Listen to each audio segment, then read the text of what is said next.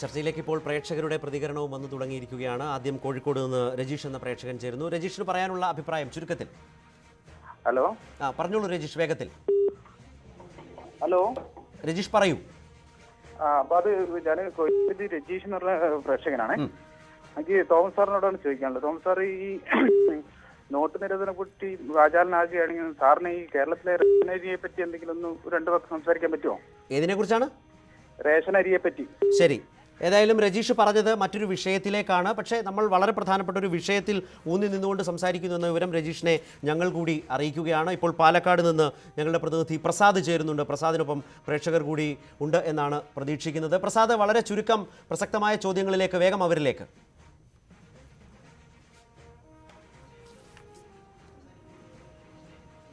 ശരത്ത്, പാലക്കാട് നിരവധി പ്രേക്ഷകർ തന്നെയാണ് ഈ വിഷയത്തിൽ നമ്മളോടൊപ്പം. തോമസ് ഐസക്കിനോട് തന്നെ ചോദിക്കാനുള്ളത് ചോദിക്കാം.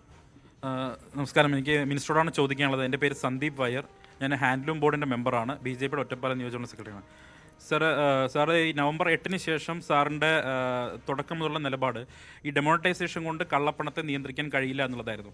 പക്ഷേ 972 വാഞ്ചു കമ്മീഷൻ്റെ റിപ്പോർട്ട് ലോക്സഭയിൽ ചർച്ച ചെയ്ത സമയത്ത് നമ്മുടെ അന്നത്തെ സഖാവ് ജ്യോതി ബസുവും 2 തവണ ഡിമോണിറ്റൈസേഷൻ വേണമെന്നും 100 രൂപയുടെ കറൻസി അടക്കം ഈ നമ്മുടെ മാർക്കറ്റിൽ നിന്ന് എടുത്തു മാറ്റണമെന്നും ലോക്സഭയിൽ ആവശ്യപ്പെട്ടിട്ടുള്ളത് റെക്കോർഡാണ്, ഓൺ ദ റെക്കോർഡാണ്. അതുപോലെ തന്നെ സഖാവ് സുർജിത്ത് ആവശ്യപ്പെട്ടിട്ടുണ്ട് ഡെമോണിറ്റൈസേഷൻ വേണമെന്ന്. മാത്രമല്ല ജ്യോതി ബസു പറഞ്ഞിട്ടുണ്ട് ഇന്ദിരാഗാന്ധിയുടെ രാഷ്ട്രീയം നിൽക്കുന്നത് കള്ളപ്പണം കൊണ്ടാണ്, ഇന്ദിരാഗാന്ധിയുടെ എല്ലാ പ്രവർത്തനങ്ങളും കള്ളപ്പണത്തെ ബേസ് കൊണ്ടാണ് നിലനിൽക്കുന്നതെന്ന് സഖാവ് ജ്യോതി ബസു പാർലമെന്റിൽ പ്രസംഗിച്ചിട്ടുള്ളതാണ്. 100 രൂപയുടെ നോട്ടടക്കം ഡിമോണിറ്റൈസ് ചെയ്ത് മാർക്കറ്റിൽ നിന്ന് കളയണം എന്ന് പറഞ്ഞിട്ടുള്ള CPM ഇപ്പം എന്തുകൊണ്ടാണ് നിലപാട് മാറ്റിയത്? അത് ഒന്നാമത്തെ ചോദ്യം. 2, നമുക്ക് വിവിധ ശരി സന്ദീപ്, മറ്റു പ്രേക്ഷകർ കൂടി ഒരു അവസരം കൊടുക്കേണ്ടത് കൊണ്ടാണ്. ഡോക്ടർ ഐസക് ആവർത്തിക്കുന്നില്ല, കള്ളപ്പണത്തെക്കുറിച്ചുള്ള CPM-ന്റെ മുൻകാല അഭിപ്രായങ്ങൾ സൂചിപ്പിച്ചുകൊണ്ടാണ് ആ BJP സുഹൃത്ത് താങ്കളെ കൊടുക്കാൻ ശ്രമിക്കുന്നത്. അതെ അതെ അതെ എങ്ങനെ അതിനെ തുടർന്ന് 78-ൽ കള്ളപ്പണം ഇല്ലാതാക്കാൻ നോട്ട് റദ്ദാക്കിയത്? ഒരു അർദ്ധരാത്രി പ്രഖ്യാപിക്കുകയാണ് ചെയ്തത്, അല്ലല്ലോ. അത് സമയം നൽകി അതിനുള്ളിൽ നോട്ട് കൈമാറുന്നതിനുള്ള മാറിയെടുക്കുന്ന സന്ദർഭം കൊടുത്ത് ഇതുപോലുള്ള എക്കണോമിക് ഡിസ്റപ്ഷൻ ഇല്ലാതെയാണ്. അതുകൊണ്ട് ഞങ്ങൾ ഡീമോണിറ്റൈസേഷൻ പാടില്ലെന്ന് എവിടെയെങ്കിലും പറഞ്ഞിട്ടുണ്ടോ? ഇന്ത്യയിലെ മറ്റ് രാഷ്ട്രീയ പാർട്ടികൾ റോൾ ബാക്ക് ചെയ്യണമെന്ന് പറഞ്ഞപ്പോൾ അതിനെ പിന്താങ്ങാൻ പോയില്ലല്ലോ. ഞങ്ങൾ പറഞ്ഞത് ഇതിങ്ങനെയല്ല നടപ്പാക്കേണ്ടത്, ഇതാണ് ഞങ്ങളുടെ നിലപാട്. ഇങ്ങനെ നടപ്പാക്കിയതിൻ്റെ ഫലമായിട്ടുണ്ടായ ദുരിതങ്ങൾ, ആ ദുരിതങ്ങളൊക്കെ ഇല്ലാത്ത രീതിയിൽ ചെയ്യാമായിരുന്നു. ഇങ്ങനെ ചെയ്തത് മോഡിയുടെ രാഷ്ട്രീയമാണ്. ഇതാണ് ഞങ്ങളുടെ വിമർശനം. ഞാൻ താങ്കളിലേക്ക് മടങ്ങി വരാം. പാലക്കാട് നിന്ന് കൂടുതൽ പ്രേക്ഷകർ നമ്മൾക്കൊപ്പം ചേരുന്നുണ്ട്, അവരിലേക്ക്.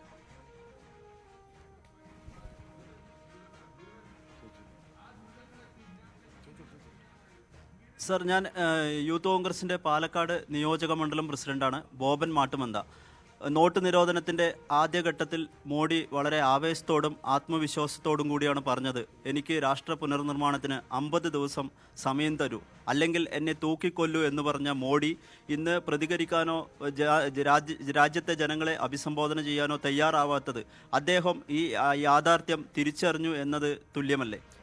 ഏതായാലും ഡോക്ടർ ഐസക്കിലേക്ക് വരും മുമ്പ് ആ ചോദ്യത്തിൻ്റെ ഉത്തരത്തിന് ആദ്യത്തെ അവകാശം ഏറ്റവും നന്നായി ചേരുക എനിക്ക് തോന്നുന്നു അഡ്വക്കേറ്റ് PS ശ്രീധരൻപിള്ളയ്ക്കാവും. രാഷ്ട്രീയമായൊരു ചോദ്യമാണ് ശ്രീധരൻപിള്ള. വേണമെങ്കിൽ തെറ്റ് കണ്ടെത്തിയാൽ എന്നെ തൂക്കിക്കൊന്നോളൂ എന്ന് പറഞ്ഞ നിലയിലുള്ള പ്രധാനമന്ത്രിയുടെ വാക്കുകൾ 50 ദിവസം കഴിയുമ്പോൾ ഒരു വിശ്വാസ്യതാ നഷ്ടമുണ്ടോ? നേരത്തെ ഡോക്ടർ ഐസക്കും സൂചിപ്പിച്ചത് അതാണ്.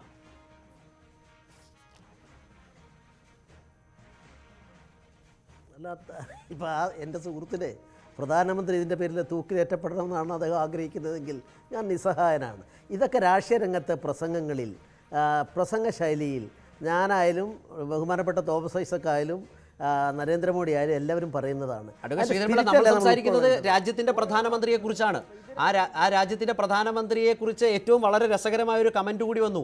ഒടുവിൽ അതുകൂടി തിരിച്ചറിഞ്ഞുകൊണ്ട് കേന്ദ്ര സർക്കാർ 12 പേജിലും അദ്ദേഹത്തിൻ്റെ പടം ചിത്രീകരിച്ച് കലണ്ടർ ഇറക്കി ഭിത്തിയിൽ തൂക്കാൻ ജനങ്ങൾക്കായി കൊടുക്കാൻ പോകുന്നു എന്ന നിലയിൽ വരെയുള്ള കമൻറ്റുകളുള്ള ഒരു രാജ്യത്താണ്. വളരെ സ്വതന്ത്രമായി വിമർശിക്കുമ്പോൾ ഇത്തരമൊരു ഉത്തരം അതിനുള്ള മറുപടിയാണോ?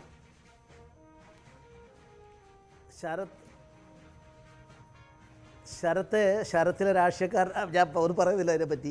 ഏതായാലും ശരത്ത് ഇത് പറയുമ്പം ഇന്ത്യൻ പ്രധാനമന്ത്രിമാരുടെ ഫോട്ടോ വെച്ചുകൊണ്ട് തന്നെയാണ് ഇന്ത്യയിൽ കലണ്ടറുകൾ എക്കാലത്ത് ഇറക്കിയിട്ടുള്ളത്.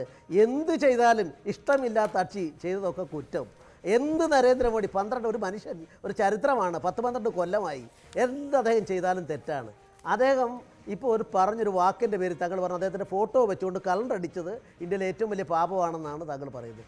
ഈ നിലയ്ക്കുള്ള കുപ്രചരണങ്ങൾക്ക് ഞാൻ ഇതിലിപ്പോൾ കൂടെ മറുപടി പറയുന്നില്ല. ഇന്ത്യയിലെ ജനങ്ങൾ അതിന് പ്രാപ്തരാണ്. കാരണം നമ്മൾ പശുബെൽറ്റ് എന്ന് പറയുന്ന 9 സംസ്ഥാനങ്ങളാണല്ലോ 77 എനിക്കും ബഹുമാനപ്പെട്ട മന്ത്രിക്കും ഒക്കെ സംസാരിക്കാൻ സ്വാതന്ത്ര്യം തിരിച്ചു തന്നത് ആ സ്റ്റേറ്റിലെ ആൾക്കാരാണ്, കേരളക്കാരല്ല. 20 അന്ന് ഇന്ദിരാഗാന്ധിക്ക് കൊടുത്തവരാണ്. അതുകൊണ്ട് അവരിലാണ് ഞങ്ങളുടെ വിശ്വാസം.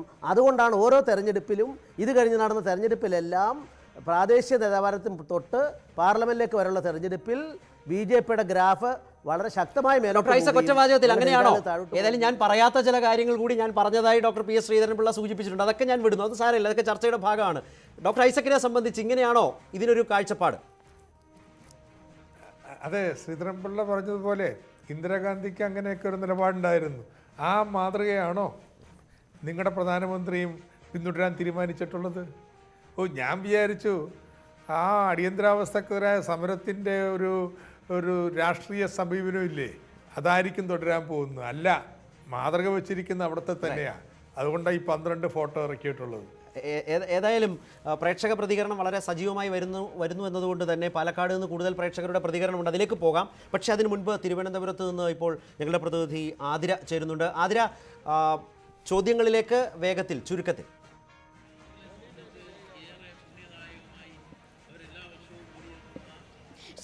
ഇപ്പോൾ ശംഖുമുഖം ബീച്ചിലാണ് നമ്മൾ ഇപ്പോൾ ഉള്ളത്. ഇവിടെയുള്ള ആളുകൾ നോട്ട് പ്രതിസന്ധിയെക്കുറിച്ച് ധനമന്ത്രിയോടുള്ള ചോദ്യം ഇപ്പോൾ ചോദിക്കുന്നു.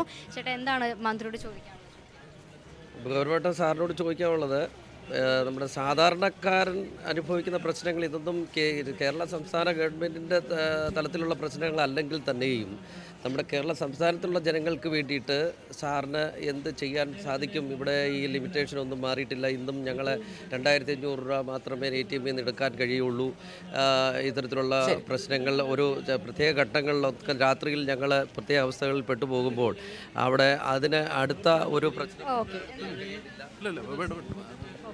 അപ്പോൾ പ്രധാനമായിട്ടും ഇവർ പറയുന്നത്. ആതിര, മടങ്ങി വരാം. ഇപ്പോൾ ഡോക്ടർ ഐസക്, ഇത്തരമൊരു പ്രതിസന്ധിയിലൂടെ പോകുന്നു, ജനങ്ങളുടെ ബുദ്ധിമുട്ടിനെ നിങ്ങൾ ഹൈലൈറ്റ് ചെയ്യുന്നു. കേരള സർക്കാരിന് എന്തു ചെയ്യാനാകും? ഡോക്ടർ മേരി ജോർജിലേക്ക് കൂടി ആ ചോദ്യം പോകേണ്ടതുണ്ട് എന്ന് തോന്നുന്നു. കേരളത്തിന് എന്തു ചെയ്യാനാകും? അത് കേരളം ചെയ്യുന്നുണ്ടോ? പ്രത്യേകിച്ച് പെൻഷൻ വിതരണത്തിലുണ്ടായ കഴിഞ്ഞ മാസത്തെ അനുഭവത്തിൽ വന്ന വലിയ ദുരിതം വലിയ ദൃശ്യങ്ങളായി മാറി. അന്ന് ഫേസ്ബുക്കിൽ ഒരു സുഹൃത്ത് കുറിച്ചു, ഈ നിലയിൽ നമ്മുടെ വൃദ്ധരായ ആളുകൾ ഈ ദുരിതം അനുഭവിച്ചത് ഈ മാസം മാത്രമല്ല, എല്ലാ മാസവും ഈ വിധത്തിൽ നമ്മുടെ ട്രഷറികളിൽ പോയി ബുദ്ധിമുട്ടി വെളുപ്പാങ്കാലത്ത് ടോക്കൺ എടുത്ത് നിൽക്കുന്നുണ്ട്. അതിപ്പോൾ മാത്രം തിരിച്ചറിയുന്നു എന്നേ ഉള്ളൂ എന്ന് എഴുതിയത് നമ്മൾക്ക് മറക്കാനാവില്ല. കേരളത്തിന് എന്തു ചെയ്യാനാവും? എന്തു ചെയ്തു? ഈ ദുരിതം നേരത്തെ ഇല്ല. കാരണം വെച്ച് കഴിഞ്ഞാൽ നിങ്ങൾക്ക് പെൻഷൻ ഏത് ബാങ്കിൽ ഇടിയിക്കാം, അല്ലെങ്കിൽ ട്രഷറി സേവിങ്സ് ബാങ്കിലിടാം. 4 ലക്ഷം ഈ പെൻഷൻകാർ ട്രഷറി വരുന്നത് അവരുടെ പഴയ സഹപ്രവർത്തകരെ കണ്ട് ഒരു ദിവസമൊക്കെ സ്വറ പറഞ്ഞിരിക്കുന്നതിന് വേണ്ടിയിട്ടാണ്. പക്ഷേ ഇപ്പം എന്താ, വന്നിരുന്ന് കഴിഞ്ഞാലും ടോക്കൺ അല്ലാതെ കറൻസി കിട്ടാത്ത അവസ്ഥാവിശേഷം ചില സ്ഥലങ്ങളിൽ കഴിഞ്ഞ പ്രാവശ്യം വന്നു. പക്ഷേ ഇപ്പോൾ എനിക്ക് സത്യം പറഞ്ഞ ഭയവും പേടിയുണ്ട്. ഈ മാസം എന്താ കാണിച്ചു കഴിഞ്ഞാൽ ഈ 24,000 രൂപ പോലും കൊടുക്കാൻ പറ്റാത്ത അവസ്ഥ വരും എന്നുള്ളതാണ്. ഡോക്ടർ മേരി ജോർജ്, ഒറ്റ വാചകത്തിൽ, ഏതായാലും ഡിസംബർ 3-ാം തീയതി ആദ്യ ശമ്പള ദിനമാണ്. ധനമന്ത്രി തന്നെ ഭയപ്പെടുന്നു. പ്രേക്ഷകർ നമ്മൾക്കൊപ്പം ഉണ്ട്, അവരിലേക്ക് പോകേണ്ടതുകൊണ്ടാണ്. ഡോക്ടർ മേരി ജോർജ് എന്ത് പറയും? മേരി ജോർജിലേക്ക് മടങ്ങി വരാം. പാലക്കാട് നിന്ന് കൂടുതൽ പ്രതികരണം എത്തുന്നു. പ്രസാദ്,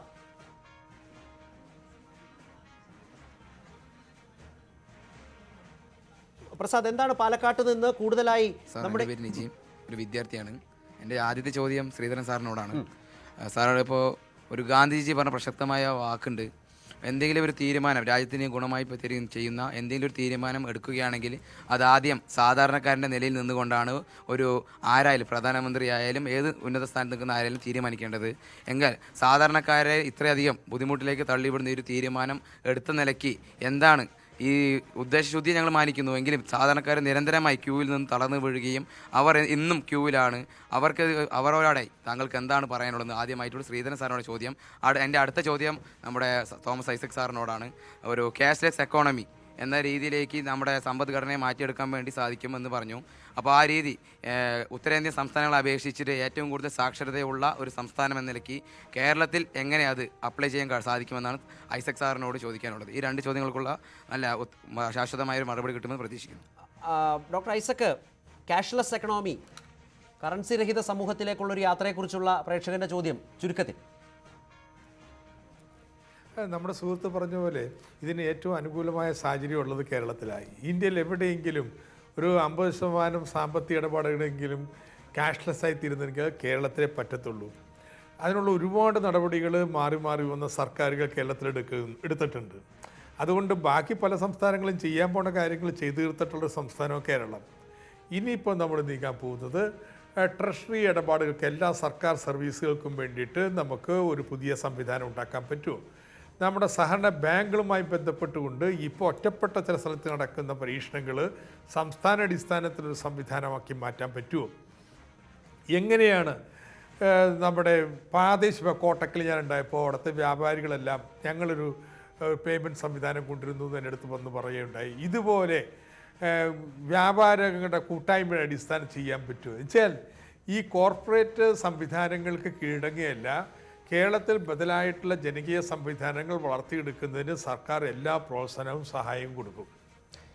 അവിടെ ഒരു വളരെ പ്രധാനപ്പെട്ട ഒരു രാഷ്ട്രീയ വിമർശനവും ആ പ്രേക്ഷകന്റെ ഭാഗത്ത് നിന്ന് അഡ്വക്കേറ്റ് പി എസ് ശ്രീധരൻപിള്ള പറഞ്ഞു. അതാണ് കഴിഞ്ഞ 50 ദിവസവും രാജ്യം ചർച്ച ചെയ്തത്. കേരളം മാത്രമാണ് ചർച്ച ചെയ്തതെന്ന് താങ്കൾ വിശ്വസിക്കും എന്ന് ഞാൻ കരുതുന്നില്ല. സാധാരണക്കാരൻ്റെ ബുദ്ധിമുട്ട്, ATMകൾക്ക് മുമ്പിലുണ്ടായിരുന്ന ക്യൂ, പണമില്ലായ്മ, അതും പിന്നീട് വന്നപ്പോൾ അത് പലപ്പോഴും 2000 മാത്രമായി ആ നോട്ടുമായി പരക്കം പാഞ്ഞ മനുഷ്യൻ്റെ അവസ്ഥ, അവിടെ ക്യൂ നിന്ന് മരിച്ച ആളുകൾ, രാഹുൽ ഗാന്ധി അടക്കം അതിൻ്റെ കണക്കുകൾ വിടണം എന്ന് പറയുമ്പോൾ രാഹുൽ ഗാന്ധിയല്ലേ ഒന്നും പ്രതികരിക്കേണ്ട എന്ന മട്ടിൽ പുച്ഛിച്ചു തള്ളുന്ന രാഷ്ട്രീയ സമീപനം സാധാരണക്കാരൻ്റെ ബുദ്ധിമുട്ടുകൾ യഥാർത്ഥത്തിൽ ഒരു വലിയ നീക്കത്തിൻ്റെ പ്രഭ കെടുത്തിയോ?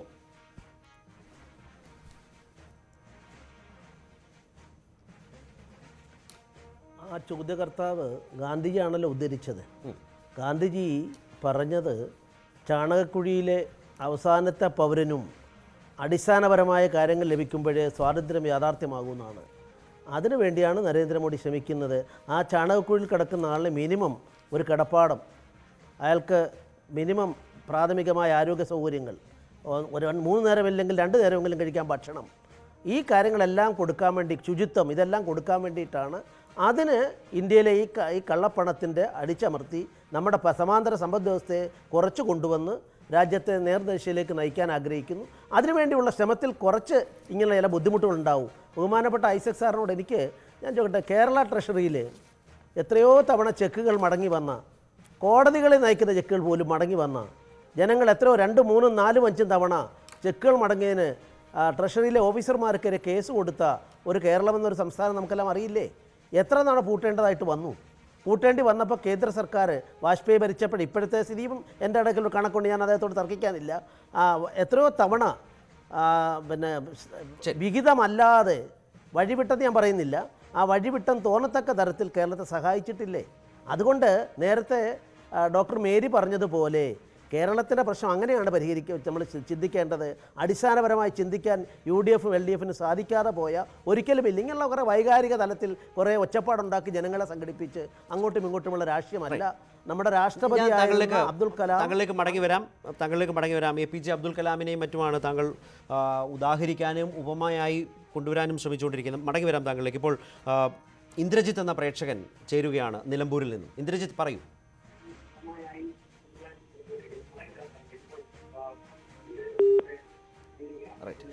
നിലവിൽ ആ പ്രേക്ഷകൻ ടെലിഫോൺ ലൈനിൽ ഇല്ല എന്നാണ് മനസ്സിലാക്കേണ്ടത്.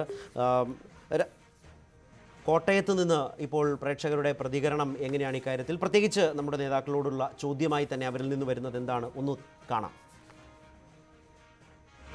എൻ്റെ പേര് കിരൺ, ഞാൻ കോട്ടയത്ത് താമസിക്കുന്ന ഒരാളാണ്. ഇപ്പോൾ ഈ നോട്ട് നിരോധിച്ചുമായി ബന്ധപ്പെട്ട് ഉണ്ടായിരിക്കുന്ന ഈ സാമ്പത്തിക പ്രതിസന്ധി തുടരുക. സംസ്ഥാന സർക്കാർ കുറച്ച് നല്ല പദ്ധതികൾ പ്രഖ്യാപിച്ചിട്ടുണ്ട്. അപ്പോൾ ഈ പ്രഖ്യാപിച്ച പദ്ധതികൾ പൂർത്തീകരിക്കണമെന്നുണ്ടെങ്കിൽ ഈ നോട്ട് പ്രതിസന്ധി നമുക്ക് വളരെ പ്രതികൂലമായിട്ടുള്ള സാഹചര്യം സൃഷ്ടിച്ചിരിക്കുക. ഇപ്പോൾ ഇതിനെ മറികടക്കുന്നതുകൊണ്ട് ഈ പദ്ധതികൾ പൂർത്തീകരിക്കുവാനായി സർക്കാർ എന്തെങ്കിലും മാർഗങ്ങളോ എന്തെങ്കിലും ആലോചിച്ചിട്ടുണ്ടോ? അങ്ങനെ എന്തെങ്കിലും നടത്താൻ ആലോചിക്കുന്നുണ്ടോ? എൻ്റെ പേര് സന്തോഷ് എന്നാണ്. ഞാൻ കോട്ടയം ടൗണിൽ ഒരു റെസ്റ്റോറൻറ്റ് നടത്തുകയാണ്. ഈ നോട്ട് വിഷയത്തിൽ സംബന്ധിച്ച് സാധാരണഗതിയിൽ ഒരു പ്രശ്നം ഉണ്ടായിട്ട് എനിക്ക് തോന്നുന്നില്ല.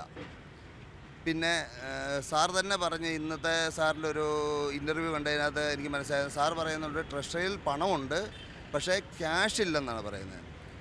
ഈ ട്രഷറിയിൽ ഉള്ള പണം കൊടുക്കേണ്ട ആളുകൾ എന്ന് പറഞ്ഞാൽ ഒന്ന് പെൻഷൻകാർ അല്ലെങ്കിൽ സർക്കാർ ജീവനക്കാരാണ്.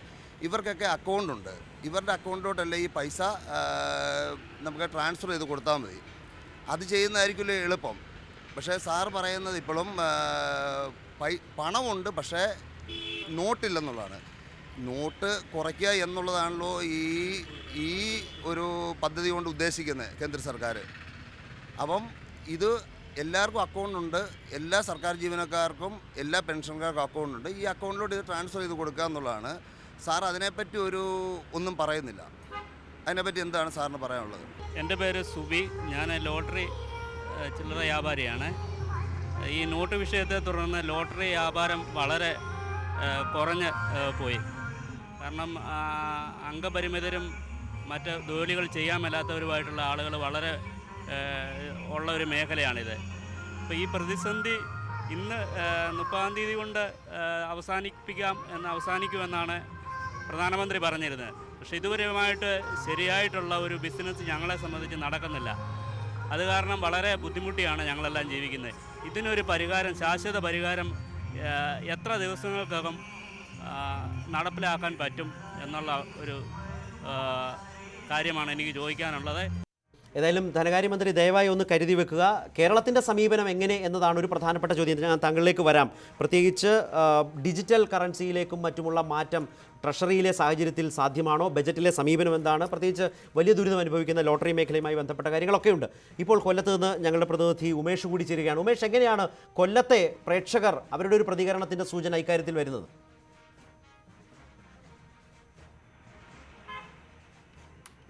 തീർച്ചയായും അവരോട് തന്നെ ചോദിക്കാം. എന്താണ് മിനിസ്റ്ററോട് ചോദിക്കാനുള്ളത്?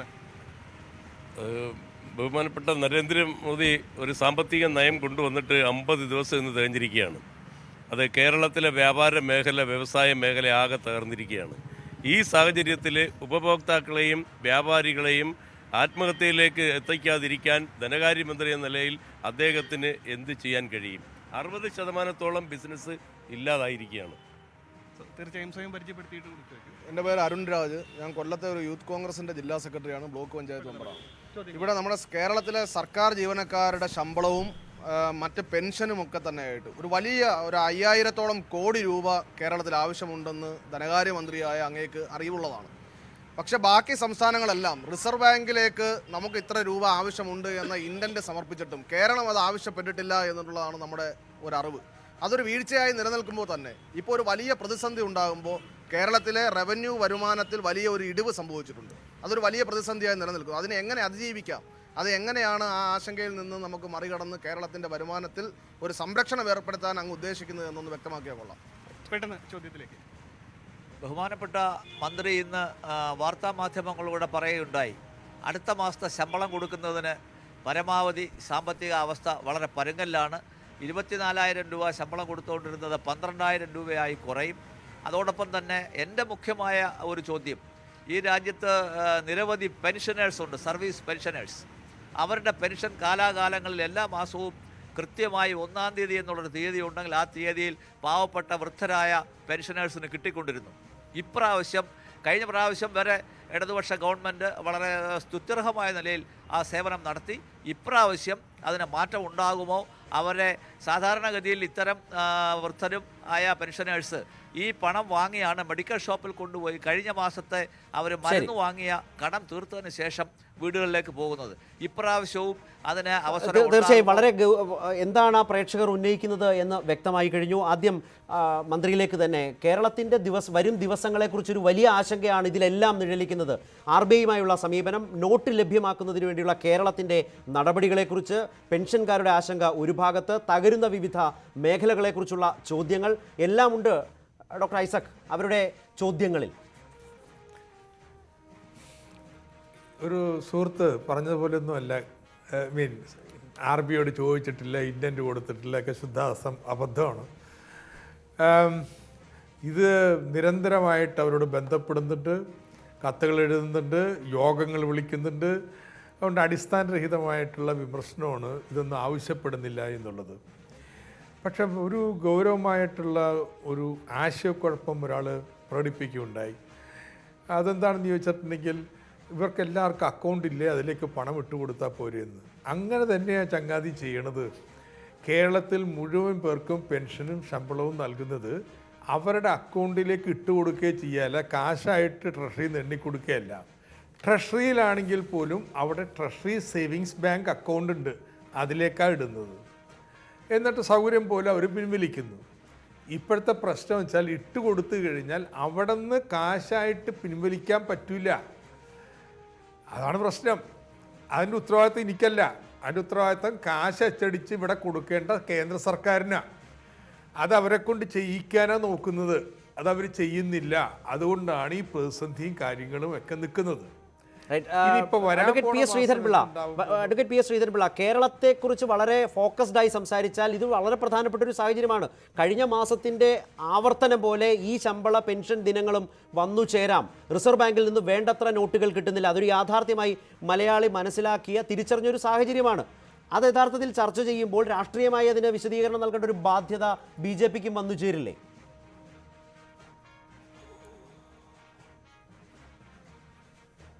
വീണടം വിദ്യയാക്കാൻ സമർത്ഥമായി നമ്മുടെ പലർക്കും കേരളത്തിൽ സാധിക്കുന്നുണ്ട്. ഇപ്പോൾ 1000 കോടി രൂപയാണ് ചോദിച്ചത്, 640 കൊടുക്കുന്നു, പേപ്പറിൽ കണ്ടു. ഞങ്ങളൊക്കെ സാധാരണക്കാരാണ്, ഞങ്ങൾക്ക് ഔദ്യോഗിക തലത്തിലുള്ള കാര്യങ്ങൾ അറിയില്ല. അപ്പോൾ അങ്ങനെ 640 കിട്ടുമ്പം ഞാൻ ചോദിക്കട്ടെ, അപ്പം നമ്മുടെ ഈ കേരളത്തിൽ നിന്ന് ഇപ്പം ബിവറേജ് കോർപ്പറേഷൻ എല്ലാവരും 2000 രൂപ കൊടുത്തിട്ടാണോ മദ്യം വാങ്ങുന്നത്? ചില്ലറ വരാറില്ലേ? KSRTCയിൽ ഓടുമ്പോൾ ഒരു ടിക്കറ്റ് എടുക്കാൻ വേണ്ടി 2000 രൂപയാണ് കൊടുക്കാറുള്ളത്, അവിടെ കളക്ഷൻ വരാറില്ലേ? പ്രൈവറ്റ് ബസ്സുകളിൽ കളക്ഷൻ വരാറില്ലേ?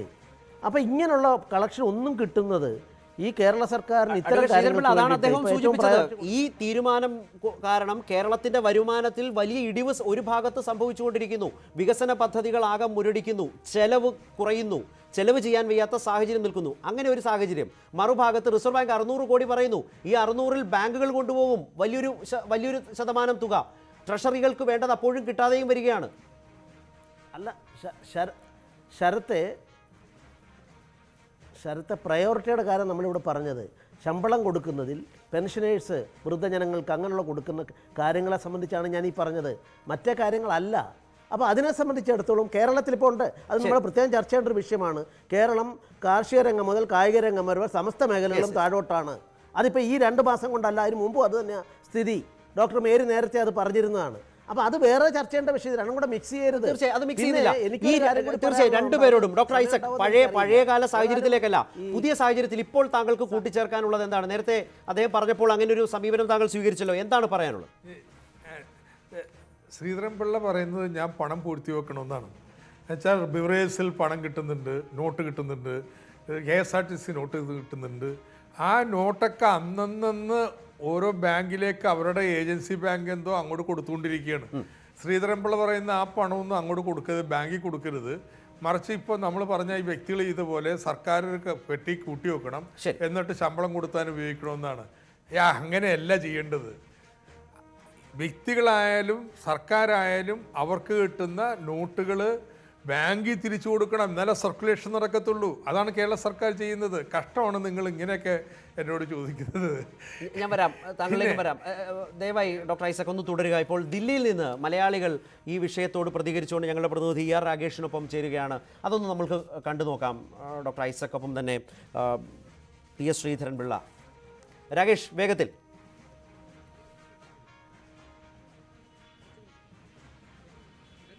ശരത്ത്, കഴിഞ്ഞ 50 ദിവസമായി ഡൽഹിയിലും 4 ആൾ കൂടുന്നിടത്തെല്ലാം നോട്ട് അസാധുവാക്കിയ വിഷയം തന്നെയാണ് ചർച്ച. നമുക്കൊപ്പം ഡൽഹിയിലെ മലയാളി സുഹൃത്തുക്കളുണ്ട്, അവരോട് ചോദിക്കാം. ആദ്യം സാമൂഹ്യ പ്രവർത്തകനായ KP വിനോദ് കുമാറാണ് ചേരുന്നത്. എന്താണ് ധനമന്ത്രിയോട് ചോദിക്കാനുള്ളത്?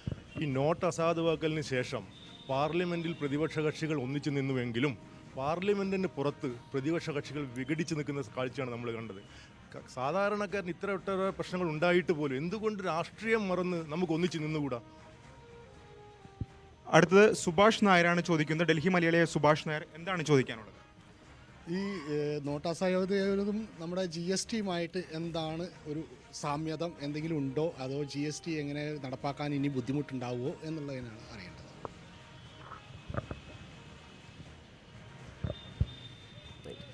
ശരി രാകേഷ്, മടങ്ങി വരാം. ആദ്യം ഏതായാലും ഡോക്ടർ ഐസക്കിനോടാണ് ചോദ്യമെങ്കിലും അഡ്വക്കേറ്റ് PS ശ്രീധരൻപിള്ള, പ്രതിപക്ഷത്തിൻ്റെ ഭിന്നത എന്നത് യഥാർത്ഥത്തിൽ ഭരണപക്ഷത്തെ സംബന്ധിച്ച് നിങ്ങളുടെ ഇക്കാര്യത്തിൽ വിമർശനങ്ങളൊക്കെ ഉണ്ടെങ്കിലും നിങ്ങളുടെ മുന്നോട്ട് പോക്കിന് കൂടുതൽ ആത്മവിശ്വാസം പകരുന്ന ഒരു ഘടകമായി കാണുന്നുണ്ടോ? രാഷ്ട്രീയമായൊരു ചോദ്യം ദില്ലിയിൽ നിന്ന് വന്നതുകൊണ്ട് ആദ്യം താങ്കളിലേക്ക്.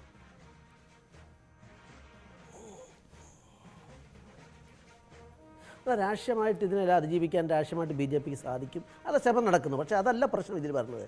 ആ സുഹൃത്ത് പറഞ്ഞതുപോലെ ഇതിൽ ഡോക്ടർ ഐസക് ആയാലും എല്ലാവരും നമ്മൾ ഒത്തൊരുമിച്ച് നിന്നുകൊണ്ട് ഇപ്പോൾ കേരളത്തിൻ്റെ പ്രശ്നം പരിഹരിക്കണം, അല്ലെങ്കിൽ ഇന്ന് നോട്ട് അസാധുവായുള്ള പ്രശ്നമുണ്ട്, ഇതെല്ലാം പരിഹരിക്കാൻ ഒന്നിച്ചു നിൽക്കണം. മേജറായിട്ടുള്ള സാമ്പത്തിക രംഗത്തുണ്ടായ കാര്യങ്ങളിൽ അതാണ് ഈ രാജ്യത്തിൻ്റെ ട്രഡീഷൻ. അതാണ് 91 ഡിസംബർ 17 2 വിദേശ ധനശേഖരമില്ല, India is in the midst of a crisis എന്ന് പറഞ്ഞപ്പോൾ 44 കൊല്ലം പിന്നിട്ട് വഴുത്താറ് തെറ്റ് സംഭവിച്ചു എന്ന് പറഞ്ഞ് നമ്മുടെ മൻമോഹൻ സിംഗ് അന്നത്തെ ധനകാര്യമന്ത്രി വിലപിച്ചപ്പോൾ അദ്ദേഹത്തിൻ്റെ പ്രസംഗത്തിലെടുത്ത് വായിച്ചു നോക്കിക്കോളൂ.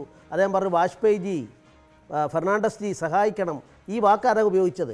എല്ലാം തകർന്ന് തരിപ്പണമായ 2 വിദേശ ധനശേഖരമില്ലാത്ത.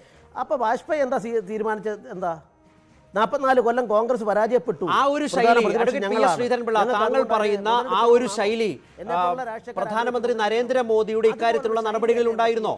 അഡ്വക്കേറ്റ് ശ്രീധരൻപിള്ള, ആ ശൈലി പ്രധാനമന്ത്രി മോദിക്ക് ഇക്കാര്യത്തിൽ ഉണ്ടായിരുന്നോ? അതൊരു പ്രധാനപ്പെട്ട കാര്യമല്ലേ? ആരെയെങ്കിലും വിശ്വാസത്തിലെടുത്താണോ അങ്ങനെ പോയത്? ആരൊക്കെയുമായി ചർച്ച നടത്തി? പ്രതിപക്ഷത്തെ വിശ്വാസത്തിലെടുത്തും വിശദീകരിച്ചും പോകാൻ കഴിയാതിരുന്നൊരു സാഹചര്യം ഇതിലില്ലേ?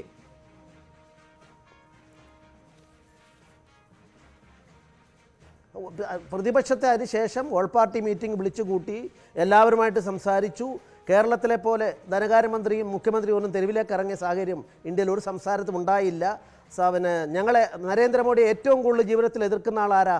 ബീഹാറിലെ മുഖ്യമന്ത്രിയാണ്. അതെന്താ നിലപാടെന്ന് സ്വീകരിച്ചത്? ഒറീസയിലെ മുഖ്യമന്ത്രി എന്താ നിലപാട് സ്വീകരിച്ചത്? അതുകൊണ്ട് രാഷ്ട്രീയം അരുത്. രാഷ്ട്രീയത്തിനപ്പുറത്ത് നമ്മൾ ഈ പ്രശ്നങ്ങൾ, ജനങ്ങളുടെ ദുരിതങ്ങൾ തീർക്കാനായിട്ടുള്ള ശ്രമത്തിൽ കൂട്ടായ്മ ഉണ്ടാവണം, സഹകരിക്കണം, ആ സക്രിയമായ നിലപാടുണ്ടാകണം എന്നാണ് എൻ്റെ അപേക്ഷ. ഞാൻ താങ്കളിലേക്ക് മടങ്ങി വരാം. ഡോക്ടർ TM തോമസ് ഐസക്, ഒന്നാമത്തെ പ്രശ്നം രാഷ്ട്രീയമായ വിമർശനം. താങ്കൾ ഇത്ര വലിയ ദുരിതം പിടിച്ചൊരു തീരുമാനമാണ് എന്ന് പറയുമ്പോൾ കേവലമായ രാഷ്ട്രീയ താല്പര്യങ്ങളുടെ പേരിൽ പാർലമെൻറ്റിന് പുറത്ത് ഒരു പ്രത്യക്ഷ സംയുക്ത സമരത്തിന് ഇടതുപക്ഷം വിട്ടുനിൽക്കുന്നതും വിമുഖത കാണിക്കുന്നതും അതുമായി ബന്ധപ്പെട്ട വാർത്ത കേൾക്കുമ്പോഴാണ് ചിരി വരിക. ഇതിനിടയിൽ മോദിയുമായി രാഹുൽ ഗാന്ധി UP കർഷകരുടെ പ്രശ്നം ചർച്ച ചെയ്തതുപോലെയുള്ള സാഹചര്യത്തിൽ കോൺഗ്രസ് വിളിക്കുന്ന ഒരു പൊതു പ്രക്ഷോഭത്തിൻ്റെ പാതയിലേക്ക് പോകാനാവില്ല എന്ന് തീരുമാനിക്കുന്നത് പ്രശ്നത്തിൻ്റെ ഗൗരവമായി വെച്ച് നോക്കിയാൽ ഉചിതമായൊരു രാഷ്ട്രീയമായിരുന്നോ? വിവിധ രാഷ്ട്രീയ പാർട്ടികൾ തമ്മിൽ ശക്തമായ രാഷ്ട്രീയ അഭിപ്രായ വ്യത്യാസങ്ങളുണ്ട്. ആ ഭിന്നതകളൊക്കെ നിലനിൽക്കുമ്പോഴും ഇവരെല്ലാവരും തന്നെ സമാന്തരമായിട്ടാണെങ്കിൽ സമാന്തരമായ എതിർപ്പും സമരവും ചെയ്യുന്നു എന്നുള്ളതല്ലേ കൂടുതൽ പ്രസക്തമായിട്ടുള്ളത്. അത് സർക്കാരിനെ സംബന്ധിച്ച് സൗകര്യമല്ലേ? യോജിച്ച സമരമില്ല, യോജിച്ചൊരു പ്രതിഷേധത്തെ നേരിടേണ്ടി വരുന്നില്ല. യോജിച്ച സമരത്തിൻ്റെയും പ്രതിഷേധത്തിൻ്റെയും സ്വരത്തെ ദുർബലപ്പെടുത്തുകയാണ് യഥാർത്ഥത്തിൽ അത് ചെയ്യുക. ഇന്നത്തെ പ്രത്യേക സാഹചര്യത്തിൽ തെരഞ്ഞെടുപ്പുകൾ വരുന്ന പശ്ചാത്തലത്തിൽ പല സംസ്ഥാനങ്ങളുടെയും പ്രതിപക്ഷ പാർട്ടികൾക്ക് ഒരുമിച്ച് സമരം ചെയ്യാൻ കഴിയില്ലെന്നുള്ള യാഥാർത്ഥ്യമുണ്ട്. തൃണമൂലവും CPM തമ്മിൽ എങ്ങനെ യോജിച്ച് സമരം ചെയ്യാൻ പറ്റുക? അപ്പോൾ ആ യാഥാർത്ഥ്യങ്ങളെ മറന്നിട്ട് കാര്യമില്ല. പക്ഷേ എല്ലാ പ്രതിപക്ഷ പാർട്ടികളും ഇന്നത്തെ ഈ ബ്ലണ്ടറിനെ തുറന്നു കാണിക്കുന്നത്. ശ്രീധരൻപിള്ള ഒരു കാര്യം ചെയ്തത് നന്നായി. അതീവ ഗൗരവമായ നാഷണൽ കലാമിറ്റി എല്ലാവരും ഒരുമിച്ച് നേരിടേണ്ടത് ഇന്ന് രാജ്യത്ത് ആ അവസ്ഥയുണ്ട് എന്ന് സമ്മതിച്ചല്ലോ. ഇതാര് വരുത്തി വെച്ചതാണ്? ഇതെന്തിനു വേണ്ടി ചെയ്തതാണ്? ഇത് ഒഴിവാക്കിക്കൊണ്ട് തന്നെ ഇതിനു വേണ്ടിയുള്ള നേട്ടങ്ങൾ ഉണ്ടാക്കാമായിരുന്നല്ലോ. അപ്പോൾ നിങ്ങൾ വളരെ തെറ്റായ രാഷ്ട്രീയ ലക്ഷ്യങ്ങൾ വെച്ചുകൊണ്ട് ഉണ്ടാക്കിയെടുത്തൊരു പ്രതിസന്ധിയാണ്. അത് സ്വയം സമ്മതിക്കാം. ഞാൻ താങ്കളിലേക്ക് മടങ്ങി വരാം. കൂടുതൽ പ്രേക്ഷകർ ഇപ്പോൾ കണ്ണൂരിൽ നിന്നാണ് പ്രേക്ഷകർ ചേരുന്നത്. സജിത്ത് ചേരുന്നുണ്ട്, ഞങ്ങളുടെ പ്രതിനിധി. സജിത്ത്, എന്താണ് ചോദ്യം, എന്താണ് അവരുടെ പ്രതികരണം? വേഗത്തിൽ.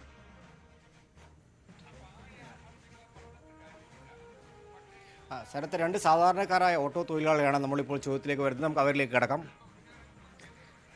സർ, ബഹുമാനപ്പെട്ട ധനകാര്യ വകുപ്പ് മന്ത്രി, അദ്ദേഹത്തോടാണ് എനിക്ക് ചോദിക്കാനുള്ളത്.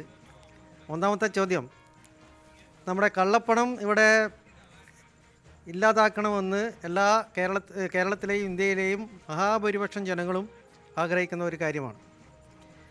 അതിനു വേണ്ടിയിട്ടുള്ള നടപടിയുടെ ഭാഗമായിട്ടാണ് ഇപ്പോൾ പ്രധാനമന്ത്രി ഇത്തരത്തിലുള്ള ഒരു നടപടിയിലേക്ക് നീങ്ങിയത്. പക്ഷേ ആ നടപടി പ്രാവർത്തികമാക്കുന്നതിൽ വന്നിട്ടുള്ള പല കാര്യങ്ങളിലും ജനങ്ങൾക്ക് ബുദ്ധിമുട്ടുണ്ടായി എന്നുള്ളതും ഒരു പരമാർത്ഥമാണ്. അപ്പോൾ ഈ കള്ളപ്പണം ഇല്ലാതാക്കുക എന്നുള്ളത് ജനങ്ങളുടെ ഒരു ആഗ്രഹം എന്നുള്ള നിലയിൽ കേരളത്തിൽ 2 തവണ ധനകാര്യ വകുപ്പ് മന്ത്രിയായിട്ടുള്ള സാർ ഈ കേരളത്തിലെ കള്ളപ്പണം ഇല്ലാതാക്കുന്നതിന് വേണ്ടി എന്തൊക്കെ നടപടികളാണ് ഈ കാലയളവിൽ സ്വീകരിച്ചിട്ടുള്ളത്? ഇതിന് മറുപടി പറയാൻ ഞാൻ ആവശ്യപ്പെടുകയാണ്. അശോക് സാർ, സമൂഹത്തിൻ്റെ അടിത്തട്ടിൽ കിടക്കുന്ന വർഗത്തിന് ഒരു 3 സെൻറ്റ് സ്ഥലം പോലും വാങ്ങാൻ കഴിയാത്ത ഒരു സാഹചര്യമാണ് ഇവിടെയുള്ളത്. എന്തുകൊണ്ടാണെന്ന് വെച്ചാൽ കള്ളപ്പണത്തിൻ്റെയും മറ്റും ഒഴുക്ക് കാരണം ഇവിടെ 1 സെൻറ്റ് ഭൂമി പോലും പാവപ്പെട്ടവൻ എടുക്കാൻ കഴിയാത്ത ഒരു സാഹചര്യമുള്ളത്. അതുകൊണ്ട് ഈ കള്ളപ്പണം കർശനമായി തടയന്നെ വേണം. അതിൽ സാധാരണക്കാരന് കുറച്ച് വിഷമങ്ങൾ അനുഭവിക്കേണ്ടി വരും, പക്ഷേ എങ്കിലും അതിന് ഗുണമുണ്ടാകും. അതുകൊണ്ട് കർശനമായി തടയണം. പക്ഷേ താങ്കൾ 2 പ്രാവശ്യം ഇവിടെ ധനകാര്യമന്ത്രി ആയപ്പോൾ താങ്കൾ ഇത്തരത്തിലുള്ള എന്തെങ്കിലും ഒരു കള്ളപ്പണം തടയുവാനോ മറ്റോ എന്തെങ്കിലും വല്ല നടപടി എടുത്തിട്ടുണ്ടോ ഒന്ന് അറിയണം എന്നുണ്ട്. ഏതായാലും ഇത്തരം തീരുമാനങ്ങൾ സാധാരണക്കാരെ ബുദ്ധിമുട്ടുമ്പോഴും എങ്ങനെ സ്വാധീനിക്കപ്പെടുന്നു ധനമന്ത്രി എന്ന നിലയിൽ താങ്കൾക്കതിൽ വിശദീകരണം ഉണ്ടാകും എന്നും എനിക്കറിയാം. അതിലേക്ക് വരാം. ദില്ലിയിൽ നിന്ന് രാകേഷ് വീണ്ടും ചേരുന്നുണ്ട്. പ്രേക്ഷകർ ഒപ്പം ചേരുന്നു. ധനമന്ത്രിയോട് തന്നെ സംസാരിക്കാം. രാകേഷ്,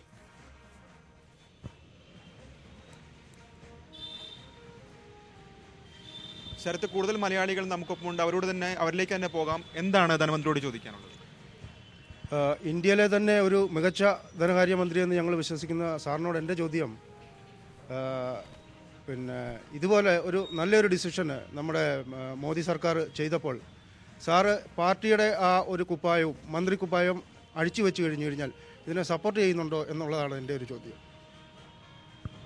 അത് തീരെയില്ല എന്ന് അദ്ദേഹം നേരത്തെ തന്നെ വ്യക്തമാക്കി കഴിഞ്ഞ കാര്യമാണ്. രാകേഷ്, ഏതായാലും doctor T M Thomas Isaac നേരത്തെ പറഞ്ഞതുപോലെ ബുദ്ധിമുട്ടുന്ന സാധാരണക്കാരെ പോലും സ്വാധീനിക്കാൻ കഴിയുന്ന ഒരു മാന്ത്രിക ശക്തി ഈ തീരുമാനത്തിന് പിന്നിലുണ്ട് എന്ന് ആ ഓട്ടോ തൊഴിലാളികളുടെ വാചകങ്ങൾക്കുള്ളിൽ അടങ്ങിയിരിപ്പുണ്ടെന്ന് വിചാരിക്കുന്നുണ്ടോ? ഞങ്ങൾ അല്പം കഷ്ടപ്പെടാൻ തയ്യാറാണ്, പക്ഷേ കള്ളപ്പണക്കാരനെ പിടികൂടുമല്ലോ, അങ്ങനെയെങ്കിലും നാട്ടിലത്തെ ഈ ഭൂമി വിലയിൽ അടക്കമുള്ള ഒരു മര്യാദയുമില്ലാത്ത കുതിച്ചുകയറ്റത്തെ തടയാനാവുമല്ലോ എന്ന് ചിന്തിക്കുന്ന സാധാരണക്കാരൻ്റെ ഒരു പ്രതിനിധാനത്തെ കൂടി അഭിമുഖീകരിക്കേണ്ടി വരില്ലേ ഈ പ്രശ്നത്തെ സമീപിക്കുമ്പോൾ? ഡോക്ടർ ഐസക്, ആ കള്ളപ്പണക്കാരൻ മായാവിയായിട്ട് രക്ഷപ്പെടുന്ന അനുഭവം ഉണ്ടാകുമ്പോൾ ആ ഓട്ടോറിക്ഷ തൊഴിലാളികളുടെ ബോധ്യം അവർ തിരുത്തിക്കോളും. കള്ളപ്പണം എവിടെ ഏറ്റവും കൂടുതൽ? പാതിയോളം വിദേശത്താണ്. ആ വിദേശത്ത് നിന്ന് കള്ളപ്പണം തിരിച്ചു പിടിക്കാനായിട്ട് എന്ത് നടപടിയാണ് സ്വീകരിക്കുന്നത്? ആ കള്ളപ്പണം മുഴുവൻ വെളുപ്പിച്ച് മൗറീഷ്യസ് എന്ന് പറയുന്ന സംവിധാനത്തിലൂടെ മൗറീഷ്യസ് ദ്വീപിലെ അക്കൗണ്ടുകളിലൂടെ ഇന്ത്യയിലേക്ക് കൊണ്ടുവരാൻ എല്ലാ സ്വാതന്ത്ര്യവും കൊടുക്കുകയല്ലേ. വിദേശ ബാങ്കുകളിൽ അക്കൗണ്ടുകളിലുള്ള ഇന്ത്യക്കാരുടെ ലിസ്റ്റ് ആ ബാങ്കുകളിൽ നമുക്ക് കിട്ടിയിട്ടും അവരുടെ പേര് പോലും പുറത്ത് പറയാൻ തയ്യാറില്ലല്ലോ. വിദേശത്തുനിന്ന് പണം കൊണ്ടുവന്നിട്ട് നമ്മുടെ ഷെയർ മാർക്കറ്റിൽ കളിക്കുമ്പോൾ ആരുടെ പണമാണെന്ന് പറയേണ്ട ആവശ്യമില്ല എന്ന് ഇപ്പോൾ നിയമം പാസ്സാക്കിയ സർക്കാരല്ലേ. ഇതാണ് വിദേശത്തുള്ളത്. നാട്ടിലെ കള്ളപ്പണം, നമ്മുടെ നാട്ടിലെ കള്ളപ്പണം പിടിക്കുന്നതിന് വേണ്ടിയിട്ട് നിങ്ങളുടെ കയ്യിലിരിക്കുന്ന പണം ചിലവാക്കാൻ പാടില്ല, ബാങ്കിൽ കൊണ്ടുവന്ന് പറഞ്ഞ കാര്യം എന്ത്? നിങ്ങളും ഞാനും കള്ളപ്പണക്കാരല്ലല്ലോ. നമ്മുടെ പണം എന്തിനാ പിടിച്ചു വെക്കുന്നത്? കള്ളപ്പണക്കാരുടെ പണം പിടിക്കാനായിട്ട് നമ്മുടെ പണം പിടിച്ചു വെക്കേണ്ട ആവശ്യമില്ല. ഒരു ഡിസംബർ 30-നുള്ളിൽ നിങ്ങളുടെ പഴയ നോട്ടെല്ലാം കൊണ്ടുവന്ന് അന്ന് പുതിയ നോട്ട് മേടിച്ചോണെന്ന് പറഞ്ഞാലും എല്ലാവരുടെ പണവും ബാങ്കിൽ വരും. അങ്ങനെ ബാങ്കിൽ വരുമ്പോൾ കൂടുതൽ പണം ബാങ്കിൽ ഇട്ടവരുടെ അക്കൗണ്ട് ഇന്നിപ്പോൾ നോക്കി പിടിക്കാനല്ലേ പോണത്, അതുപോലെ നോക്കി പിടിക്കാം. തീർച്ചയായും അതാണ് അതിലെ ഏറ്റവും പ്രധാനപ്പെട്ട വിമർശനം. ഈ നടപടികൾ സ്വീകരിച്ചതിലുള്ള വലിയ പിഴവിനെയാണ് ധനമന്ത്രി വീണ്ടും ആവർത്തിച്ച് വിമർശിച്ചുകൊണ്ടിരിക്കുന്നത്. ഡോക്ടർ മേരി ജോർജ് ഇപ്പോൾ വീണ്ടും ചേരുന്നുണ്ട്. ഒപ്പം തന്നെ രാജാ സേതുനാഥിലേക്ക് വരേണ്ടതുണ്ട്. ജോസി എന്ന പ്രേക്ഷകൻ, പ്രവാസി പ്രേക്ഷകനാണ്, മസ്കറ്റിൽ നിന്ന് ഇപ്പോൾ ടെലിഫോൺ ലൈനിൽ. ജോസി, വേഗം പറഞ്ഞോളൂ അഭിപ്രായം. അതെ, ഇപ്പോൾ നിങ്ങൾ ഈ ലൈവായിട്ട് കാണിച്ച ഒരു ഇതുണ്ടല്ലോ, അതായത് ആൾക്കാരുടെ അഭിപ്രായം ചോദിച്ചത്, അത് അത് ആ അഭിപ്രായം ചോദിച്ച വ്യക്തികള് പക്ക BJP അനുഭാവികളാണെന്നൊരു സംശയമുണ്ട്. സുഹൃത്തിന്റെ അഭിപ്രായത്തിലേക്ക് വരും. ആൾക്കാരുടെ അടുത്തും പോയി അഭിപ്രായം ചോദിക്കാൻ നിങ്ങൾ ശ്രമിക്കണം. ജോസിയുടെ അഭിപ്രായത്തിലേക്ക് വരും. അത് കേൾക്കാനാണ് ഞങ്ങൾക്ക് ഇപ്പോൾ ആഗ്രഹം. ജോസി പറയും. അല്ല, എന്റെ അഭിപ്രായമാണ് ഞാൻ പറഞ്ഞത്. ഇപ്പോൾ ഈ വിഷയത്തിൽ ഏതെങ്കിലും കൂട്ടിച്ചേർക്കാനുണ്ടോ? നോട്ട് നിരോധനം സാധാരണക്കാരന്റെ ജീവിതം രാജ്യത്തിന് എന്ത് ഐശ്വര്യം കൊണ്ടുവരും? ഇല്ല, ഇത് കള്ളപ്പണം പിടിക്കുന്നതൊന്നും ആരും എതിരല്ല. പക്ഷെ അത് സ്വീകരിച്ച നടപടി വളരെ മണ്ടത്തരവും തുഗ്ലക്ക് പരിഷ്കാരം ഉള്ളതുമായെന്ന് ഞങ്ങളുടെ അഭിപ്രായം. തീർച്ചയായും അവിടെയാണ് ജോസി തങ്ങളുടെ അഭിപ്രായം രേഖപ്പെടുത്തിയിരിക്കുന്നത്. ഡോക്ടർ മേരി ജോർജ്, ഏറ്റവും അവസാനമായി വന്ന ഏറ്റവും പ്രധാനപ്പെട്ട വിമർശനവും ഇപ്പോൾ ജോസി ഓർമ്മിച്ചത് തന്നെയാണ് തുഗ്ലക്കിൻ്റെ പരിഷ്കാരം. മഹാനായ മലയാളിയുടെ പ്രിയങ്കരനായ എഴുത്തുകാരൻ MT പോലും കഴിഞ്ഞ ദിവസം ഡോക്ടർ ഐസക്കിൻ്റെ പുസ്തക പ്രകാശന വേദിയിലാണത് പറഞ്ഞത്. അത് വലിയ വിമർശനമായി മാറിയ സാഹചര്യമുണ്ട്. നേരത്തെ താങ്കൾ പറഞ്ഞു 90 മാർക്ക് നവംബർ 8 രാത്രി ഈ പ്രഖ്യാപനം വന്നപ്പോൾ കൊടുത്തു. 50 ദിവസം പിന്നിട്ടപ്പോൾ അത് 60 മാർക്കായി കുറഞ്ഞു. സാധാരണക്കാരനെ ബുദ്ധിമുട്ടിച്ചുകൊണ്ട് ഈ വിധത്തിലായിരുന്നില്ല ഇത് നടപ്പാക്കേണ്ടിയിരുന്നത് എന്ന് ധനമന്ത്രി ഡോക്ടർ ഐസക് ആവർത്തിച്ച് ഇപ്പോഴും വിശദീകരിച്ചു. ഒരു പ്രേക്ഷകനും അങ്ങനെ തന്നെ സൂചിപ്പിച്ചു. താങ്കളുടെ മാർക്ക് നൽകിയത് കുറഞ്ഞു വരുന്നത് ഈ നടത്തിപ്പിലെ ശൈലിയിൽ നടത്തിപ്പിൽ സംഭവിച്ച പിഴവിൻ്റെ പേരിലാണോ? Doctor Mary George. തീർച്ചയായിട്ടും ശരത്ത്, ഏറ്റവും നല്ല ഒരു നടപടി കൊണ്ടുവന്നപ്പോൾ അതിൽ പാളിച്ചകൾ പറ്റി. അത് പക്ഷേ പാളിച്ചകൾ പറ്റിയത് ഒരു പക്ഷേ അദ്ദേഹത്തിൻ്റെ മാത്രം, അതായത് നരേന്ദ്രമോദിയുടെ മാത്രം കുഴപ്പം കൊണ്ടല്ല. സംസ്ഥാനങ്ങൾ അദ്ദേഹത്തെ വിശ്വാസത്തിലെടുത്തില്ല, അദ്ദേഹം സംസ്ഥാനങ്ങളെ വിശ്വാസത്തിലെടുത്തില്ല എന്ന ഒരു പരിഭവം തീർച്ചയായിട്ടും എനിക്കുണ്ട്. അതോടൊപ്പം തന്നെ സംസ്ഥാനങ്ങൾ അദ്ദേഹത്തെയും, പല സംസ്ഥാനങ്ങളും കേരളം പോലെയുള്ള സംസ്ഥാനങ്ങൾ അദ്ദേഹത്തെയും വിശ്വാസത്തിലെടുത്തില്ല. അപ്പോൾ അത് രണ്ടും കൂടി ആയപ്പോഴാണ് ഇത് മോശമായി നടപ്പാക്കപ്പെട്ട പദ്ധതി. കാരണം BJPയിൽ തന്നെ അദ്ദേഹത്തിൻ്റെ ശത്രുക്കൾ അല്ലെങ്കിൽ കള്ളന്മാരുണ്ട്, റിസർവ് ബാങ്കിൽ കള്ളന്മാരുണ്ട്, ബാങ്കിങ് സിസ്റ്റത്തിൽ തന്നെ കള്ളന്മാരുണ്ട്. അതുകൊണ്ടാണ് കള്ളപ്പണക്കാർക്ക് രക്ഷപ്പെടാൻ പഴുതുണ്ടായത്. അപ്പോൾ അതോടൊപ്പം തന്നെ ഞാൻ ഒന്നുകൂടി പറയട്ടെ, ജോസി വിചാരിക്കരുത് ഞാനും ഒരു BJP അനുഭാവിയാണെന്ന്. ഞാൻ സത്യസന്ധമായി എൻ്റെ മനസാക്ഷിക്ക് അനുസൃതമായ രീതിയിൽ തന്നെയാണ് പറയുന്നത്. ഡോക്ടർ ഐസക് നേരത്തെ പറഞ്ഞല്ലോ, ഈ കള്ളപ്പണവും വെള്ളപ്പണവും എല്ലാം ബാങ്കിലേക്ക് കൊണ്ടിടൂ എന്ന് പറഞ്ഞതിന് കൊണ്ടിടുമായിരുന്നു എന്ന്. പക്ഷെ ഞാനതിൽ വിശ്വസിക്കുന്നില്ല. കാരണം കള്ളപ്പണം കൊണ്ടുപോയി ഇടൂ എന്ന് പറഞ്ഞാൽ ചെയ്യത്തക്ക രീതിയിലുള്ള ആ സാംസ്കാരിക വളർച്ച ഈ നാട്ടിലെ ഇന്ത്യക്കാരായ അങ്ങനെ പറഞ്ഞുകൊണ്ട് ഡോക്ടർ മേരി ജോർജ് അങ്ങനെ ഒരു ആഹ്വാനം നൽകി ആരും അടങ്ങിയിരിക്കുകയല്ലോ.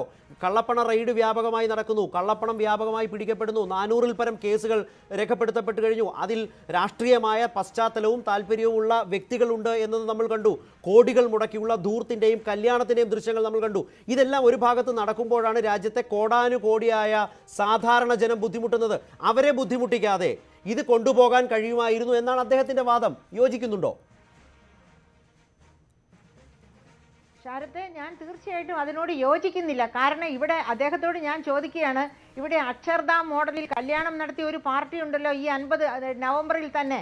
അവരിലെ വധുവിൻ്റെയും വരൻ്റെയും ഭാഗത്തു നിന്ന് എത്ര നികുതി കുടിശ്ശിക സർക്കാരിലേക്ക് കൊടുക്കാനുള്ളതെന്ന് അദ്ദേഹം അന്വേഷിക്കട്ടെ, അവരിൽ നിന്ന് ഈടാക്കട്ടെ. അപ്പോൾ തന്നെ നമുക്കറിയാം ഖജനാവിലേക്ക് നല്ലൊരു വരുമാനം ഉണ്ടാകുമെന്ന്.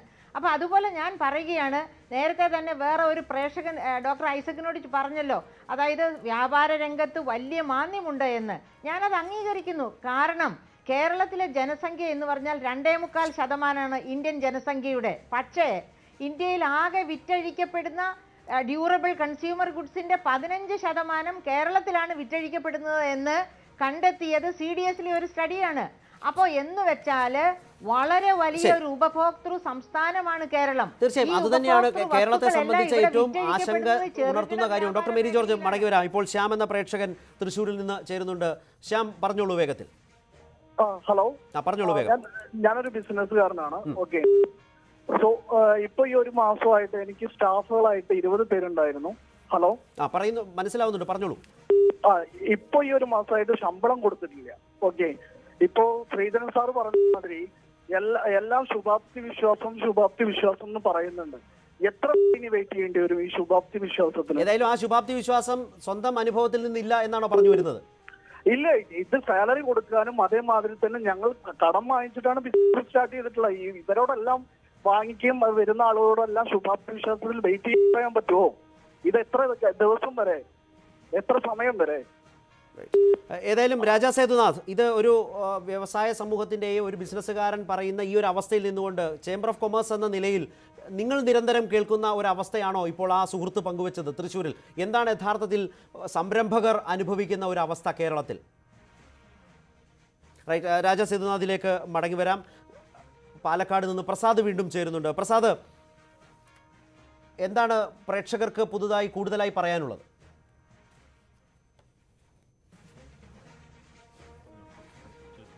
നമസ്കാരം, ഞാൻ INTUC മണ്ഡലം പ്രസിഡന്റാണ് പാലക്കാട്. എൻ്റെ സഹീർ സാർ, ഞാൻ ചോദിക്കുന്നത് ഇവിടെ ഈ മാവോയിസ്റ്റുകളും തീവ്രവാദികളും ഈ പൈസ തടയാനാണ് ഈ നോട്ട് നിരോധിച്ചെന്നാണ് കേന്ദ്ര ഗവൺമെൻറ് പറഞ്ഞത്.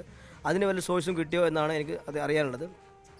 ഇന്ന് ഈ സാധാരണക്കാരുടെ പെൻഷനായ ഈ 1000-1500 രൂപ പോലത്തെ പെൻഷൻ കൊടുക്കാൻ ധനകാര്യമന്ത്രിയുടെ ഭാഗത്തു നിന്ന് എന്ത് സമീപനം ഉണ്ടാവും എന്നറിയാൻ ഞാൻ ആഗ്രഹിക്കുന്നു.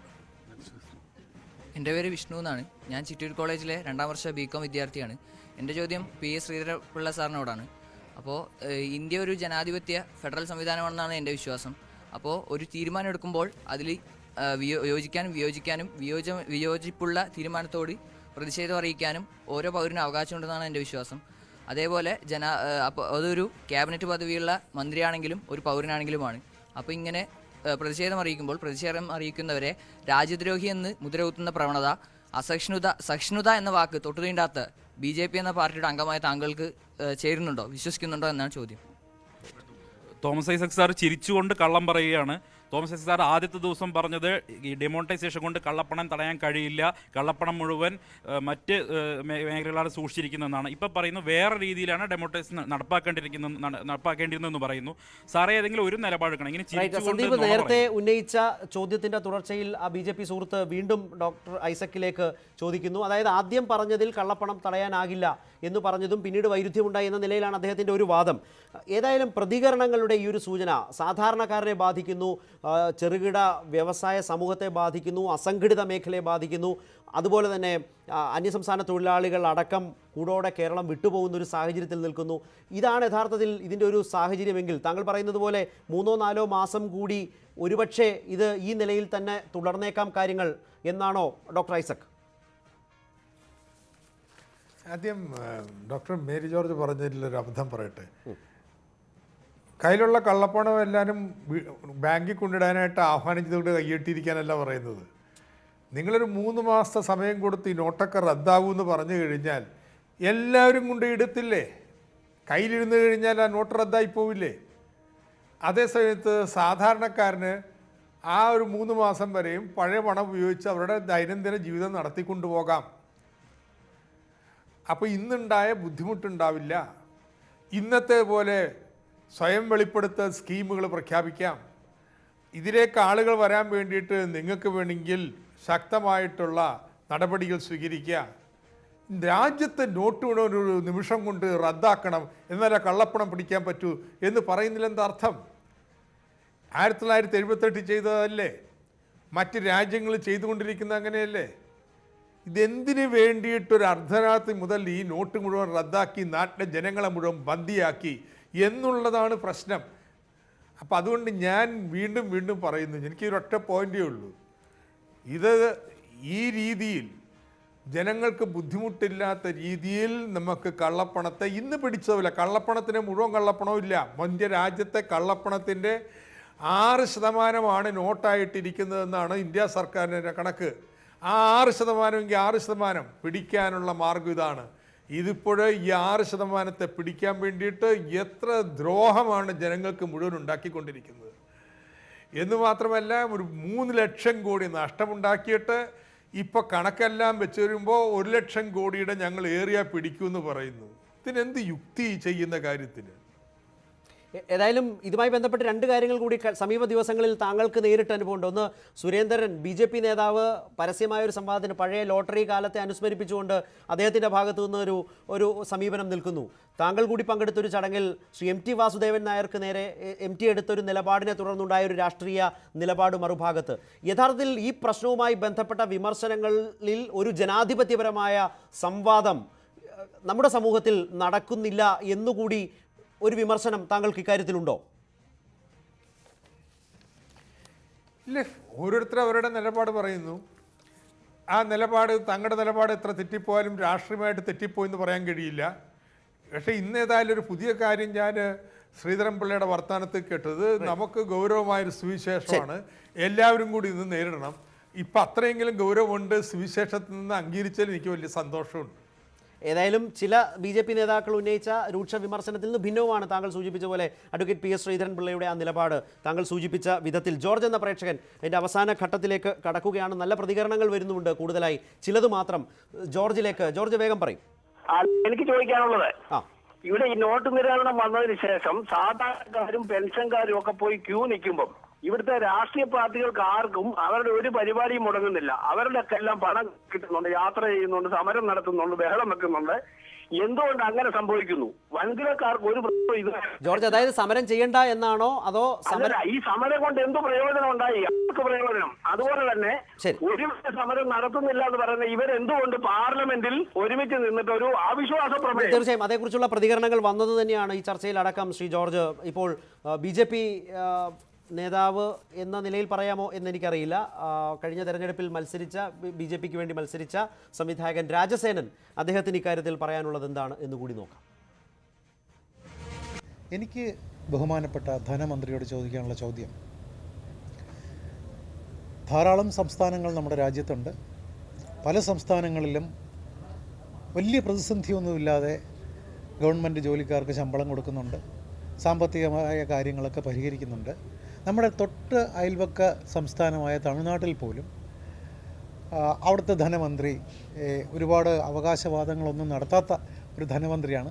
അദ്ദേഹവും നല്ല രീതിയിൽ തന്നെ ശമ്പളം കൊടുത്ത് ആ സ്റ്റേറ്റിൻ്റെ കാര്യങ്ങൾ ആരോഗ്യകരമായി പരിഹരിക്കപ്പെട്ട് കഴിഞ്ഞു. പക്ഷേ ഇവിടെ മാത്രം, അങ്ങയ്ക്ക് മാത്രം എന്താണ് ഈ ശമ്പളം കൊടുക്കാൻ കഴിയാത്തതും ഇത്രയധികം പരാതികൾ പറയുന്നതും എന്ന് ഒന്ന് മനസ്സിലാക്കി തന്നാൽ കൊള്ളാം. എന്തുകൊണ്ട്? ഡോക്ടർ ഐസക്കിന് കാര്യം മനസ്സിലായി എന്ന് വിചാരിക്കുന്നു. ഡിസംബർ 1 ശേഷം സോഷ്യൽ മീഡിയയിൽ വലിയ സജീവമായി വന്നൊരു പ്രചരണവും ട്രോളും ഒക്കെ ആയിരുന്നു അത്. എന്തുകൊണ്ട് ഇവിടെ മാത്രം ഇങ്ങനെ? ഇവിടെ മാത്രമല്ല, തമിഴ്നാട്ടിൽ എങ്ങനെയാണ് കൊടുത്തത്? തമിഴ്നാട്ടിനെ കുറിച്ച് രാജസേനം പറയട്ടെ. ജീവനക്കാരുടെ അക്കൗണ്ടിലേക്ക് പണം ഇട്ട് കൊടുക്കുകയല്ലേ ചെയ്തത്? ഇത് തന്നെ കേരളത്തിലും ചെയ്യുന്നത്. ശരി, ഒന്നുകിൽ ബാങ്കിലെ അക്കൗണ്ടിലേക്ക് അല്ലെങ്കിൽ സേവിങ്സ് ബാങ്കിലെ അക്കൗണ്ടിലേക്ക്. തമിഴ്നാട്ടിൽ കഴിഞ്ഞ മാസം 5000 രൂപ വരെ മാത്രം ശമ്പളം കിട്ടിയവരെ ഞാൻ നേരിട്ട് കണ്ടിട്ടുണ്ട്. ഇതങ്ങനെയല്ല എന്ന് പറഞ്ഞപ്പോൾ ഞാൻ പാലക്കാട് പങ്കെടുത്ത യോഗത്തിൽ തമിഴ്നാട്ടിലെ അധ്യാപകർ ഒരു കാര്യത്തിന് അവിടെ വന്നിട്ടുണ്ടായിരുന്നു. അവർ ആ ക്യാമ്പിൽ പങ്കെടുക്കുന്നുണ്ടായിരുന്നു. അവരെഴുന്നേറ്റ് പ്രതിഷേധിച്ചു, ഞങ്ങൾക്ക് 5000 കിട്ടിയിട്ടുള്ളൂ എന്ന്. കേരളത്തിൽ 24,000 വെച്ച് കൊടുക്കാൻ കഴിഞ്ഞു. എന്തുകൊണ്ട് കൊടുക്കാൻ കഴിഞ്ഞ്? ഈ ബഹളം വെച്ചുകൊണ്ടാണ്. ഡോക്ടർ ഐസക്, ഒരു കാര്യം മാത്രം. ഡിസംബർ ജനുവരി 1 അല്ലെങ്കിൽ 3 തീയതി, 1 തീയതി ഞായറാഴ്ച ആണല്ലോ, ഡിസംബർ 3 ആദ്യ ശമ്പള ദിനത്തിൽ എത്ര ശമ്പളം കൊടുക്കാനാകും? ധനമന്ത്രിക്ക് പറയാമോ? മുഴുവൻ ശമ്പളവും അക്കൗണ്ട്, രാജസേനം പറഞ്ഞ പോലെ അക്കൗണ്ടിൽ ഇട്ട് കൊടുത്തിരിക്കും. പിൻവലിക്കാനാകും? ഈ അക്കൗണ്ടിൽ നിന്ന് എത്ര കറൻസി എടുക്കാം? അവരോട് തന്നെ ചോദിക്കണം. അതിന് ഉത്തരവാദിത്തം 24,000 വരെ പിൻവലിക്കാം. അത് പ്രധാനമന്ത്രി മോഡിയോട് തന്നെ ചോദിക്കാം. റിസർവ് ബാങ്കിൽ എത്ര അച്ചടിച്ചിട്ടുണ്ട്, എത്ര വെച്ച് കൊടുക്കാൻ ബാങ്കിൽ നിന്ന് പറ്റുമെന്നുള്ള അവരോട് തന്നെ ചോദിച്ചാൽ മതി, ഇങ്ങോട്ട് ചോദിക്കണ്ട. ഡോക്ടർ ഐസക്, 24,000 എങ്കിലും ഒരു ശമ്പളക്കാരനോ ഒരു പെൻഷൻകാരനോ എടുക്കാൻ കഴിയണമെങ്കിൽ കേരളത്തിന്റെ ട്രഷറിയിലേക്ക് എത്ര നോട്ടുകൾ, എത്ര തുക റിസർവ് ബാങ്ക് കൈമാറണം? ഈ പറഞ്ഞ 1300 വേണം, കോടി വേണം. ഒരു കുറവും സാധ്യമല്ല, കിട്ടിയേ പറ്റൂ. അല്ലെങ്കിൽ കുറച്ച് മേടിക്കാൻ വരാതിരിക്കണം. 600 കോടി കഴിഞ്ഞാൽ 24,000 രൂപ വെച്ച് കൊടുക്കാൻ പറ്റത്തില്ല. ഈ തർക്കം നടന്നുകൊണ്ടിരിക്കുക. രാജസേനം പറഞ്ഞ പോലെ ഇത് അക്കൗണ്ടിലെടുത്ത് നല്ല ഭംഗിയായിട്ട് അങ്ങ് കൊടുത്തച്ചാൽ മതിയെങ്കിൽ എത്രയോ എളുപ്പം. അതെല്ലാം കഴിഞ്ഞ മാസം ചെയ്തു. കൃത്യമായിട്ട് 3-ാം തീയതി രാജസേന അത് ചെയ്തിരിക്കും. പോരെ? സന്തോഷമായി കാണുമല്ലോ.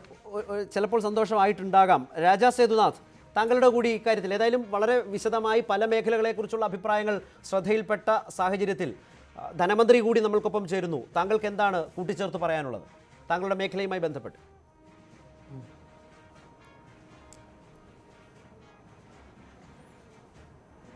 ബിസിനസ് പാടെ 3-ൽ 1 ബിസിനസ് മേഖലയെല്ലാം കുറഞ്ഞ സ്ഥിതിക്ക് ബാങ്കിൽ നിന്ന് ലോൺ എടുത്ത് ബിസിനസ് ചെയ്യുന്ന പല കച്ചവടക്കാരുടെയും നിലനിൽപ്പ് അപകടത്തിലായിട്ടുണ്ട്.